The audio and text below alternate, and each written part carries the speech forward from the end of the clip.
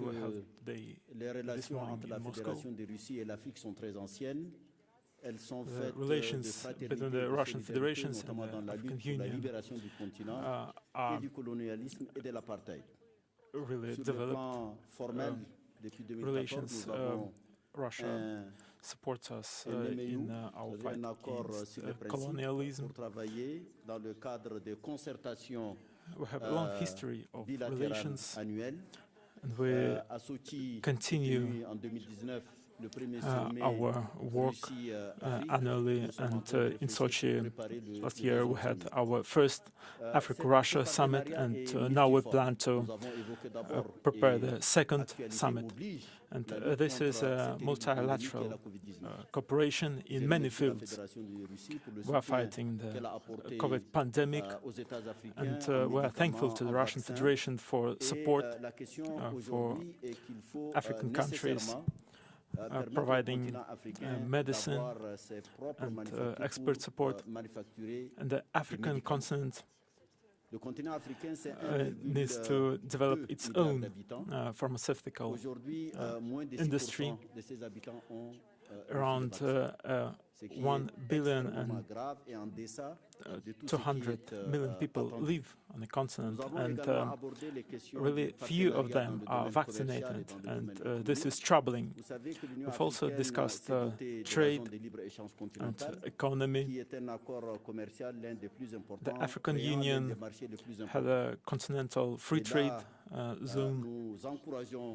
This is a really large-scale project, and we invite Russian companies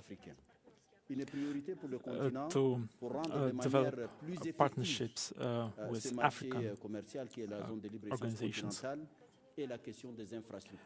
We want this free trade zone to be more efficient and to develop infrastructure, road infrastructure, port infrastructure, airport infrastructure. And Russia, as a developed industrial company, can help with investments, and this will give a great impetus to the development of the continent. Mr. Lavrov said that we cooperate in peace and security, and we appreciate Russian support within the Security Council.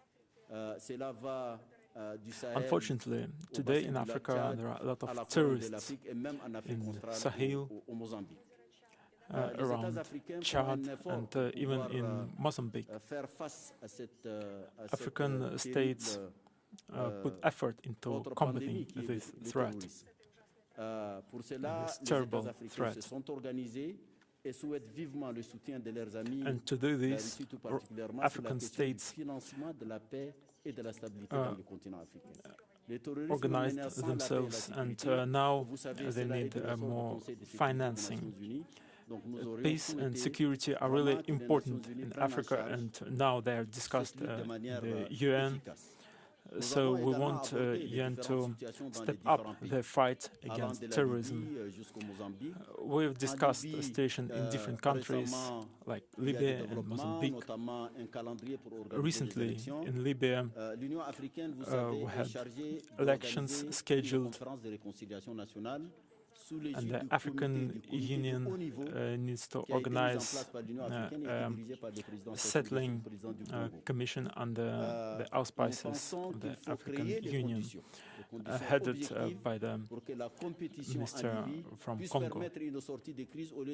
We need to create conditions for Libya to overcome this conflict and not fall into a new one. And this process needs to be inclusive. The Libyan sides need to be able to agree on a schedule and hold elections for the life to return to normal. We've also discussed Sudan and Ethiopia, and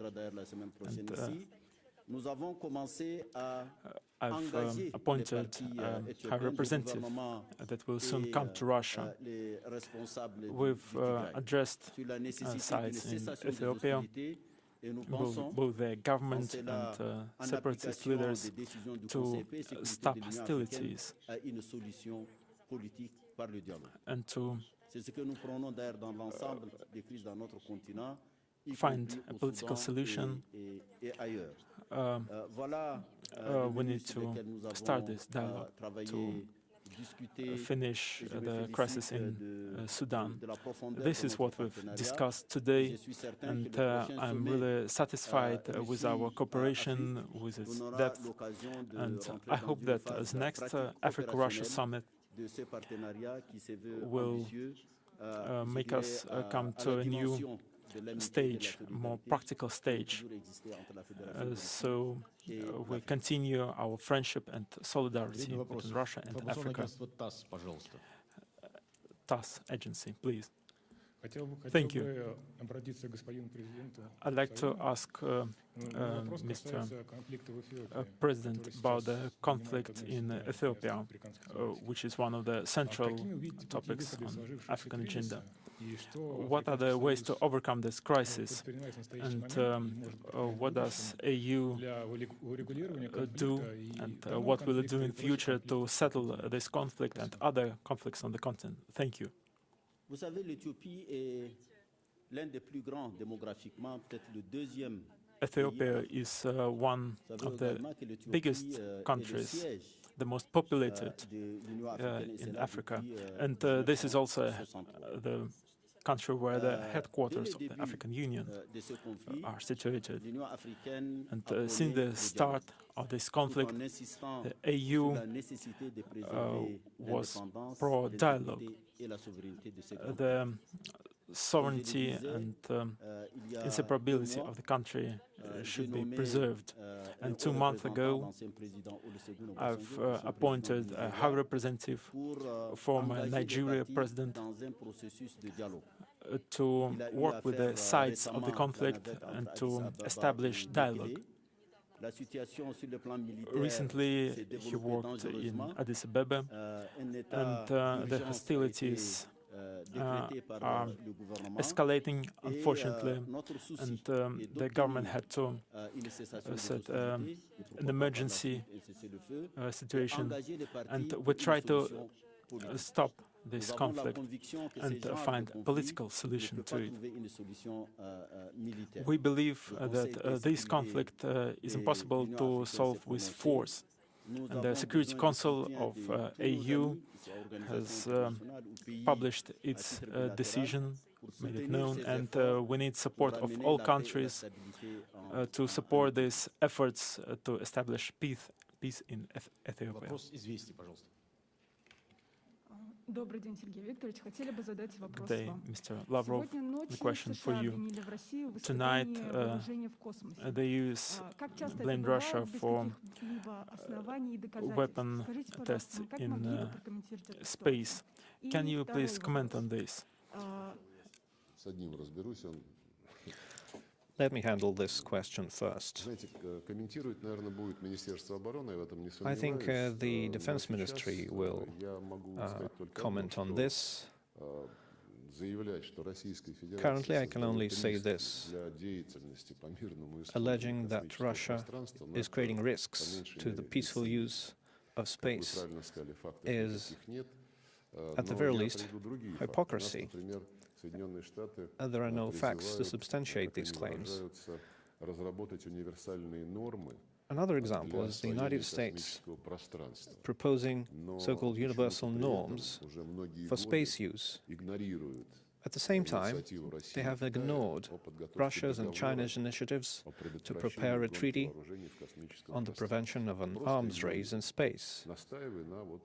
They are plainly ignoring these efforts, while insisting that some universal rules of conduct are developed, while developing arms in space at the same time.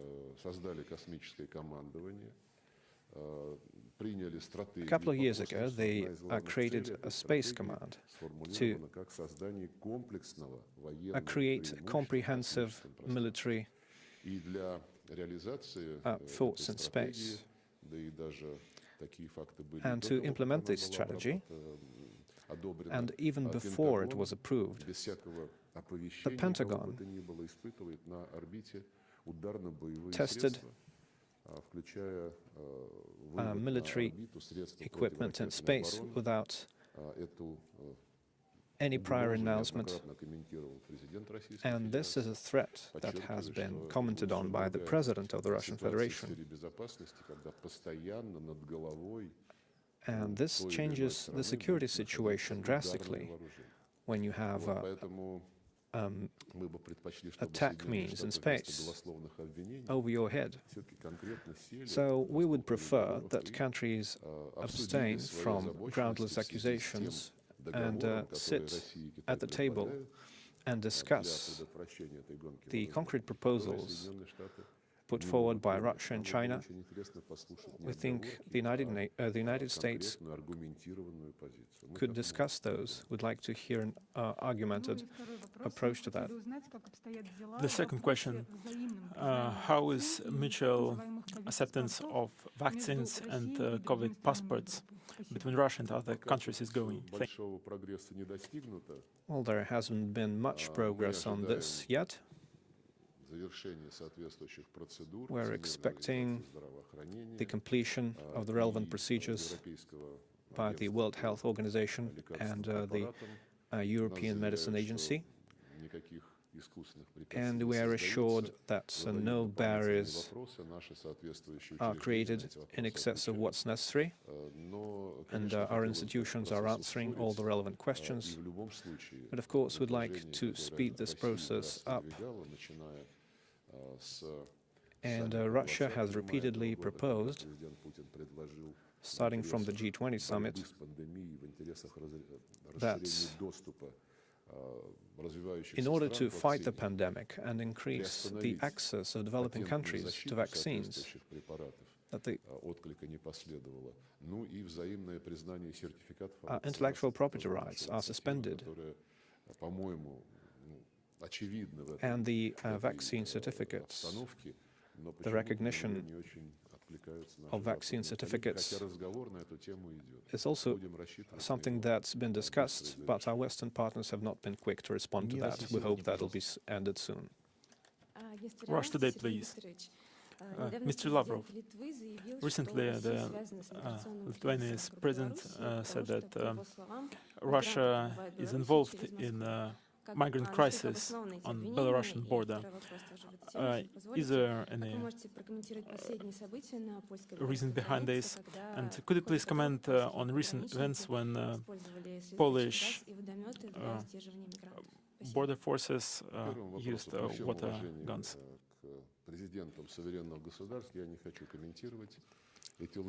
As to the statements,